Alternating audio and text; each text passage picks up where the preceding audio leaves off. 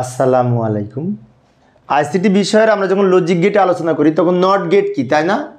তো নট গেটের সংজ্ঞাটা আমরা এইভাবে লিখতে পারি, যে লজিক গেটে একটি ইনপুট একটি আউটপুট কাজ করে বিপরীত বা পূরকের কাজ সম্পন্ন করে তাকে নট গেট বলে। অর্থাৎ নট গেটের তিনটা প্রধান বৈশিষ্ট্য, ইনপুট একটি, আবার আউটপুটে একটি, কাজ করবে বিপরীত বা পূরকের কাজ করবে। যেমন আমি এখানে উদাহরণ দিচ্ছি, নট গেটের চিত্রটা এরকম, এ যদি ইনপুট হয় এই লাইনটা হচ্ছে এ, আর এইখানে আমরা এই যে নট যুক্ত করলাম এটা নটের প্রতীক।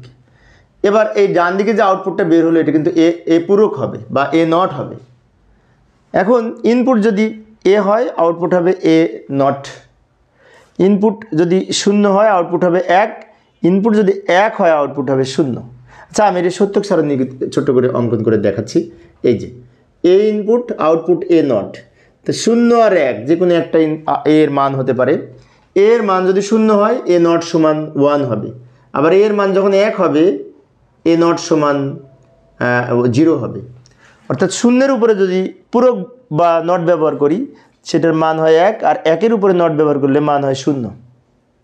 এখন অনেক শিক্ষার্থীর মনে হতে পারে নট গেট কি যদি আসে তাহলে এক কথায় কতটুকু লিখবো? এইটুকু লিখবো, শুধুমাত্র এইটুকু লিখলে হবে সংজ্ঞাটি। একটি ইনপুট একটি আউটপুট কাজ করে বিপরীত, তাকে নট গেট বলে। আর যদি 2 মার্কসের জন্য আসে তাহলে আমরা এইভাবে লিখব।